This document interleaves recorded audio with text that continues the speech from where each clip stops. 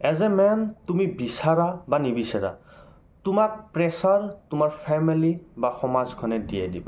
আৰু সেই প্ৰেছাৰটো হ'ল তুমি সকলো জানিব লাগিব। তুমি মানুহৰ লগত কেনেকৈ কথা পাতিব লাগে সেইটো জানিব লাগিব। তুমি জানিব লাগিব তোমাৰ ভাই ভনীৰ কেনেকৈ টেক কেয়াৰ কৰিব লাগে। তুমি জানিব লাগিব পইচা কেনেকৈ ইনকাম কৰে। তুমি মা দেউতাৰ কথা শুনিব লাগিব। তুমি মাৰ বেলেগকৈ টেক কেয়াৰ কৰিব লাগিব, তুমি দেউতাৰ বেলেগকৈ টেক কেয়াৰ কৰিব লাগিব। আগলৈও পৰিয়ালটোক তুমিয়ে লৈ যাব লাগিব। সমাজত পৰিয়ালৰ ইমেজৰ দায়িত্ব তোমাৰ কান্ধৰ ওপৰতে। তুমি সকলো জানিব লাগিব। তুমি প্ৰেছাৰ হেণ্ডেল কৰিব জানিব লাগিব, তুমি খং কণ্ট্ৰল কৰিব জানিব লাগিব, তুমি প্ৰত্যেকটো বস্তুৱে জানিব লাগিব। কাৰণ ইয়াৰে ভিতৰত তুমি যদি এটাও নাজানা, মানি ল'লোঁ you are a 9 out of 10, বা তুমি যি এটা নাজানিবা সেইটো বাবেই তোমাক সমাজ বা পৰিয়ালে এটা টেগ দি দিব। আৰু সেই টেগটো হ'ল you are not a good man.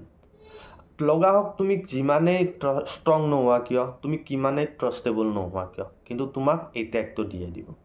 এতিয়া মোক সকলোৱে কমেণ্টত নিশ্চয় জনাব এইটো আশীৰ্বাদ হয় নে অভিশাপ হয়, আৰু মোক ফ'ল' কৰিবলৈ নাপাহৰিব।